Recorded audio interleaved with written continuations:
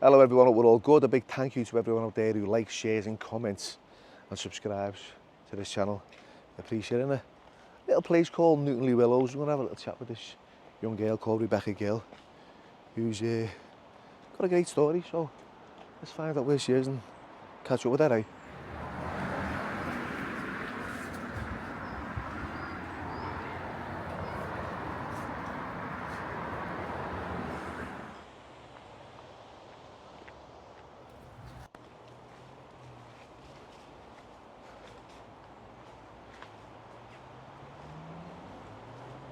I'm going to meet this Becca now. She ended up with some fella from, you know, the cartel in the States, mafioso. She met him on Instagram. Young girl in recovery, you know. She ended up getting abandoned and beat up in LA. Hi, Billy. Hello, Beck. Thanks for agreeing to have a chat with me. Oh, it's nice to see you. And you too. Sit down. Right. Beck, right. You're in recovery. I am. You've had your problems with substances in the past. What was your drug of choice? My drug of choice was mainly alcohol, cocaine. For about 10 years it was weed. Then it went on to other things like mushrooms, pills, but mainly drink and alcohol. And how long have you been and clean? Cocaine, sorry. And how long have you been clean from all that now? I just celebrated my 2 years. Complete long? abstinence. Nothing at all. Nothing. But before all that, you were out there in America, weren't you? You were telling me. Yeah. You met some fella on Instagram. What happened there? Where? I did. So, in my using days when I was drinking, going out partying, I remember speaking to somebody on Instagram who we got on really, really well. And we were speaking for a couple of months, we were speaking for a couple of months, and then we got to know each other. And then he really wanted to come and see me, so he agreed to come and see me for about 2 weeks. He was supposed to stay for 2 weeks, he ended up staying for a month, and we just fell madly in love with each other. And I think, Bill, because I'd gone from being in such a hostile environment in my past relationship, a really abusive relationship, and then having somebody now come into my life that called me beautiful every day. You know, no one had ever told me that I was beautiful before, Bill. And then having someone who would buy me things and say nice things to me and give me all of like this love and attention that I just wasn't used to. I thought he was God's gift. So when he came over here, I noticed that he liked to drink, he liked to snip, he liked to like do different things. And I just thought it was him on holiday, really just enjoying himself, having fun with the lads. And that was that. So we went back home, and then he said to me, I really want you to meet my friends, I want you to meet my family. We had come to America, and I didn't want to, mainly because of the whole COVID situation at the time. It was during COVID, and one of like my biggest like beliefs was like, I'm not getting injected, I'm not doing none of that. I went to like the protests and everything, like they're trying to fucking kill us. And but then I did it because I thought I had a future in America, in LA. But I remember when I went and got that injection, I had a massive panic attack and crying, and that was the first time that I'd ever had diazepam. And I kind of fell in love with diazes then. I was like, fucking hell, these work, they really calm me down. So that kind of like was the first time where I went all of that against my morals and my beliefs. And that's mainly when like drugs came into it. And then, so fast track, it came, he said to me, you know, I'm going to pay for your flights to come over, come to America, I want you to meet everybody. So he flew me over there, paid for my flights to go over. I was like, fucking hell, you know, someone paid for me to go over to America on this like big like double-decker plane. It was amazing. So he lived in like this big massive house in Anaheim Hills, in a little town called Anaheim Hills in LA. Flew for 14 hours. That was the first time I'd ever flew by myself as well. So I got over there, we lived with his family, in this big massive house. So I remember us sitting in this big lounge room with about 15 different Americans, different styles of Americans. There was like cowboys, and it sounds like cliche, but it was crazy. But I found out that he worked for the cartel, because he was like right close to Mexico. So the cocaine over there, it wasn't like bashed with nothing. It was like all pure stuff. And there was this big massive tray of coke, like a pile of it with like 15 lines. Just going around a room circulating, and I was like, oh fucking hell, like this is great, never really experienced anything like this, you know, we just used to get like fucking 50 bag and stuff like that, and so this was like next level.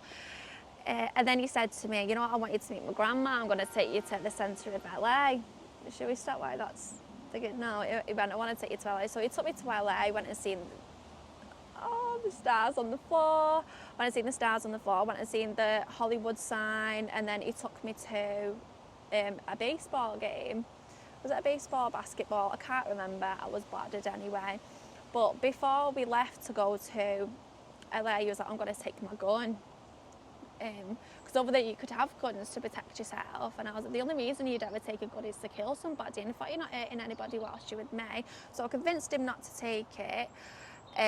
He wasn't happy about that, but anyway, long story short, we went to the LA basketball game, and we was like in this big massive arena. It was like something out of High School Musical, Bill, and everyone was like, oh yeah, like go team, like doing all this stuff. I was like, this is crazy, just in a completely other world.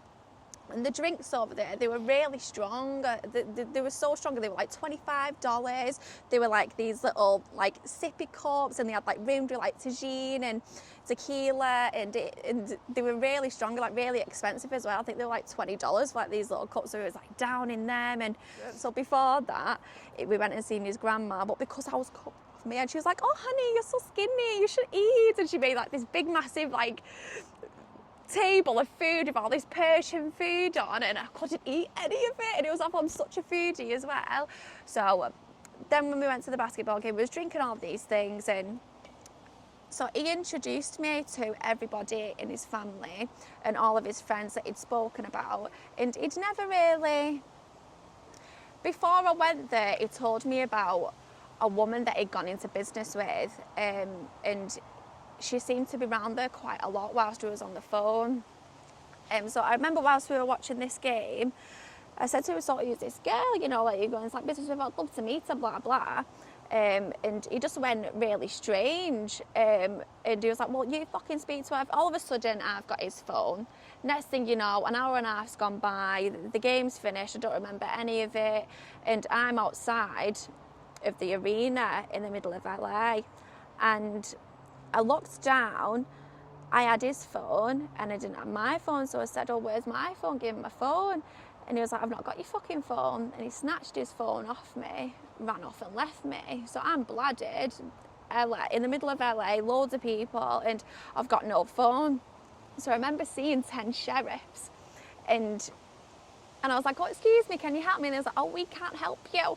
And I went back and forth for what felt like about half an hour of trying to get these sheriffs to help me, and then something clicked to me because I've watched loads of films, you know what, just bribe him, offer him money. I said, well, if you help me, I'll give you money. I had no money on me. I'll give you money. And they was like, okay, then yeah, we'll help you. And as they said that, I turned round and he was there. And he was on the phone to my brother, and my brother had convinced him to come back for me. And naturally, I was fucking fuming, Billy. I was like, how dare you leave me here on my own? It felt like ages as well. It probably wasn't that long, but I was bladdered. So I slapped him in his face. I was like, oh, fucking dare you leave me? And he said, excuse me, officers, can you arrest her? She's just assaulted me. And I was like, you cheeky bastard. So I'm kicking off at him. He's gone mad. And all these sheriffs, they just turned the blind eye to it. They thought, and just left us to it. So where he lived was a little town called Anaheim Hills, and he was about an hour away from the centre of LA where the game was. And he dragged me back to his car, and I was shouting at him. I remember saying, oh, don't you fucking leave me, I'm fucking on my own. And he just punched me in my face, and I looked down, and there was just blood pissing out of me. There was blood everywhere, and he was just going, just absolutely, completely psychotic, Billy. Just a complete psychotic episode, and he was just like going mad at me. He's like, what do you mean, how fucking dare I leave you? You're a fucking psycho. So started hitting me, started punching me. So I'm like getting all this blood like pouring out of my face. Bearing in mind, he's still on the phone to my brother at the time, and I'm like, Matthew, fuck help me, he's fucking hitting me. And Matthew's like, oh my God, I can't do it. Like panicking, like, Rebecca, panicking down the phone. And then he turned round and he said to me, if I'm going to jail for this, so are you. You'll never see your daughter again. Started punching himself in the face. And instantly I've gone from like panic station mode to like lioness, protect yourself mode. As soon as he mentioned my daughter, I was like, you cheeky bastard. So I started hitting him then.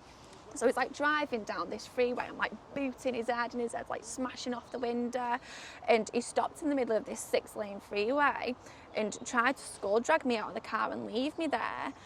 And I don't know how I did it. It was like God, something like protected me at that time, and I just gripped onto like his side of the steering wheel and I was booting him out of the door, and he didn't manage to get me out of the car anyway. And then he pulled up to his house, and his mum was there, and I'd not seen me, but I seen the state of him. Do you remember the weekend when he first got plastic surgery? Oh, yeah. Yeah, when he like went massive, right? Yeah. His face was like that, and I was like, shit. So his mum went, oh my God, what have you done to my son? I was like, what have I done to your son? I was protecting myself. He'd just been fucking attacking me. And so his brother and his mum ran upstairs like, she needs to fucking get out of here, get rid of her, and packed all of my stuff into this case. Next thing you know, I'm in this car. They dropped me, well, they took me to this motel, which was like something out of a horror film, Billy. It was like one of the signs squeaked, you know, the like shelly, like the balconies and stuff, and just left me there. And I'd still not seen myself at this point, but I remember thinking, fuck this, I'm not staying here, going home, mate, right? And so I went downstairs to reception. I was like, please, can you ring me a taxi? Because I thought, I'm going back there, I'm getting my passport, I'm getting my phone and my money, and I'm going home. And they was like, ring yourself a taxi, close the shutter. And soon realised that people over there, you know, if you're not making it, in there, Billy, they just don't give a shit. You're like vermin. That's why there's a lot of homeless, but then there's also like people that are in Hollywood and like really making it. So if you're not up there celebrity wise, you know, they really don't care about you. And over there, plus I was the foreigner, and I think because of like I was wearing like a nice dress and I was English, I think they kind of seen me as like this English prostitute who had just been like beat up and abandoned. And I was like, no, I'm not helping you. Get someone else to ring you a taxi, close the shutter. And I thought, oh my God, like no one wants to help me.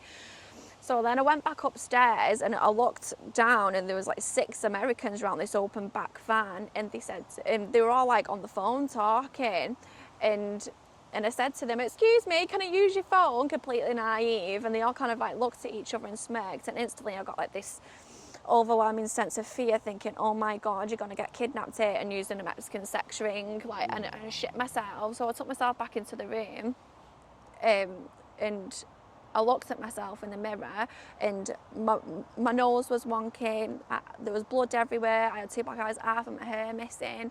And then his mum said to him, so his mum ended up coming in the middle of the night, and she said, I don't want you to feel like you've not got nothing, I'm sorry about said his name. And then she gave me a bag of fruit and $100 and closed the door and left. So I barricaded myself in this room, I put the wardrobe next to the door, and I remember falling asleep cuddling my suitcase and just crying my eyes out and just praying, please get me home to my daughter, please get me back to Lily. And then his brother came in the morning. His brother was a doctor, a surgeon, something like that. He came in the morning with loads of like donuts and coffee for me, and he was like, do you want to speak to your brother on the phone? So I remember just speaking to my brother on FaceTime, crying. He was like, oh my God, mate, has he done that to you? And because he'd been telling everybody back at the house that I'd done it to myself. What year was this? It was the beginning of 2022, so it wasn't that long ago. How did you manage to get home? So he came and he said to me, listen, I need you to, the thing about Ash, he said, you just need to tell him what he wants to hear. So from their reaction, I gauged that this wasn't the first time that something like this had happened, because he just wasn't surprised at all. But God willing, you know, that they was willing to help me. And he said, but here's your ticket home, he's paying for your ticket home, you need to have COVID test, you know, he's like paying for your ticket. He said, I can't afford that for you because of the thousands of pounds. And he's like, so you need to go back there and put on the biggest show of your life. So then I think it was about 2 days before I was due to fly home. I remember going back there and just sitting next to him, agreeing, nodding to everything that he was saying and just smiling, letting him cuddle me. He was like, I'm so sorry, and crying, all this stuff. And just grinning and bearing it. So he bought me a new phone, he got me the COVID test, and he gave me the ticket home. So then when I got home, before going there, Billy, I thought that, oh my God, I've got like, this amazing life, like found like my Prince Charming, and then within the space of a week, going to America and then coming back, I had a breakdown, Billy. I couldn't speak. I didn't speak for about 2 weeks. So both of my eyes were that black and bruised. They were squinted. I couldn't open them. I looked Chinese, looked like a completely different person. Half of my hair had gone. My nose was fucked. And I thought of, you know, my mum's like at home with my daughter whilst I've gone, and this has happened to me, and my brain just couldn't compute it. So then, not long after that, I found out that I was pregnant. And silly me, at that time I got back in touch with him, and he was like, oh, I'm so sorry, I'm going to go back into rehab. No, I'm going to go into rehab, I'm going to do all this, you don't deserve it, baby don't deserve it, Lily don't deserve it, I'm going to change, I need to get away from all this stuff. So he was like sending me pictures of himself in rehab, and I thought, you know what, give him the benefit of the doubt. At that time everyone was saying to me, what are you doing? Just go back for a bit more. Why are you doing all this? Yeah. And at that time, Bill, I had no ability, I had no self-worth, I had no ability to put boundaries in place for the sake of myself, and I always found myself in situations where people just take the piss on me because I didn't have those boundaries for myself. And what was the outcome? So it turns out he didn't go to rehab. The pictures that he was sending me were from years ago. Yeah. At that point, because I'd spoken to him so long on the phone, I knew the sounds of his house and his surroundings. And when he was telling me he was in rehab, I knew that he was in his house, blah, blah. Lying, he was lying, he wasn't in there. Something, at that point, something went popped in my head, flipped, and I thought, fuck me, just like another situation, from one bad situation to another. You're forgiven for something you shouldn't have forgiven for. And did you just put a full stop on it? Yeah, but that was when I went with my drinking and now you're in recovery, right? So, and that's a great thing, you know, you change your life right round, and it's good for people who watch this channel, see that it is possible. Yeah, of course, you know, because you've been from the very, you know, you've been to the very depths of hell, and you've clawed your way back up, and look at you now. What are you doing with yourself now? Oh, I'm doing all sorts of myself now. So I'm doing what you're doing, Billy. Yeah, you just said you said I've got my own YouTube channel, haven't I? I've just set it up. It's regarding things to do with recovery. So, because I do have like a wide range of beliefs, Billy. So some people call it conspiracy. I call it truth seeking. I kind of want to broadcast that. I want to listen to other people's beliefs, and I want to create a safe place for people to come who are kind of in a place of, I don't want to live this life that I'm living now, but still continuing to do it and don't know another way. So what I'll do is I'll put the link to your YouTube channel in the description, so if you want to follow Becky, please do. Thank you. Once again, Beck, thanks for giving up your time and having a chat with me. Oh, it's nice to see you, Billy. Thank you.